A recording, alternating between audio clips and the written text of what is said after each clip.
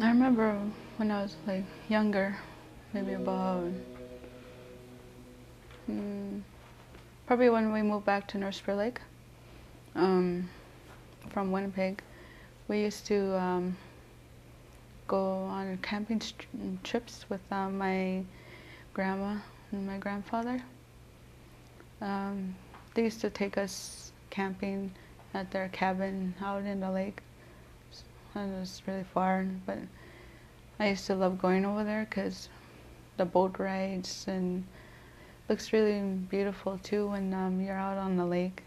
Everything just seems so calm and secluded, and just have that feeling of freedom. Everything started when I was about 6 years old. Then with me and my friends, were just like kind of bored, and we were living in Silicon at that time. And then we just got into things like smoking and glue sniffing. My brothers and sisters, they always, when they're always drunk, they seem to act out, or sometimes they're just like really funny. So I thought that it'd be fun to try drinking too. The first time I drank was when I was about 8 years old.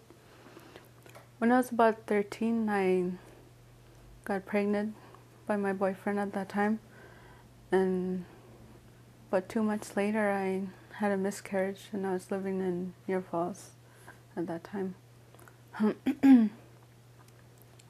About that time I kind of like lost faith in God at that time, because I was kind of angry at him, and I was just thinking in my head, why would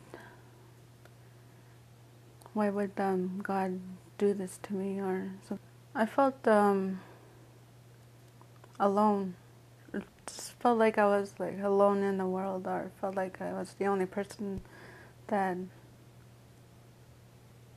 this happened to. I hear from so many children that they don't feel heard, and that they're lost. They're just lost children out there with, they feel no supports and nobody listening to them and nobody talking to them.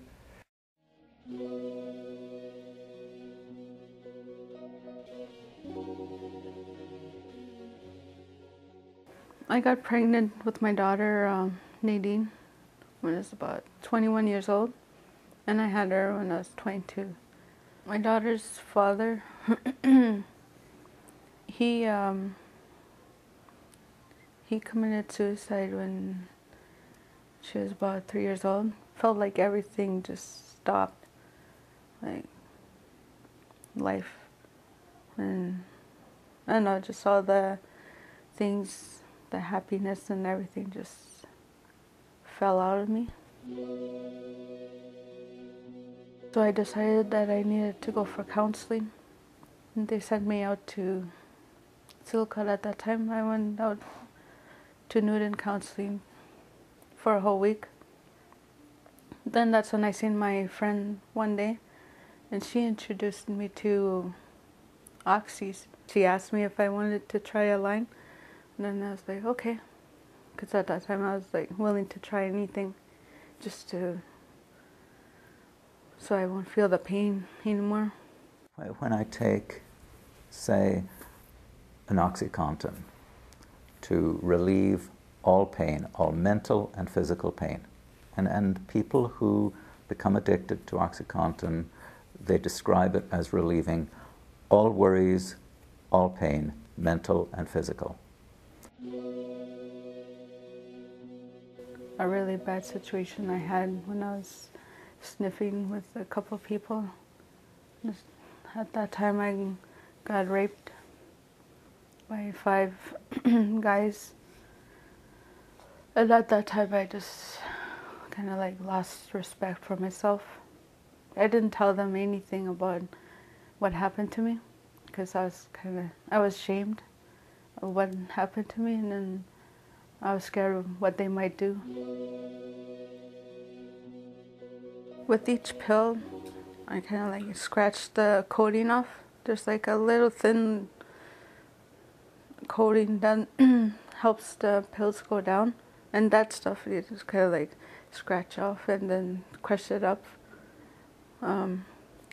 into powder, and then kind of like use a spoon or something and make it into a fine powder or something and make it into a line. And then we use paper, corner of a paper or anything, just $5 bill, corner of paper, or just snip a straw, little pieces, and then use that as to snort up the oxys or coke or whatever.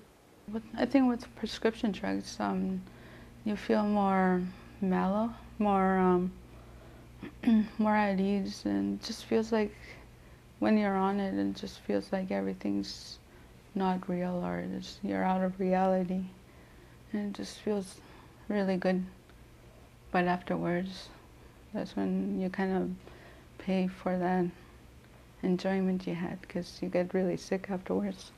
So I feel comfortable, I feel safe, I feel looked after in myself. And 6 hours later, it wears off and I get a rebound feeling worse. My body aches, my mind aches, all my worries pour in on top of me, and I need some more oxycodone or OxyContin because I know that's what works to make me feel all right.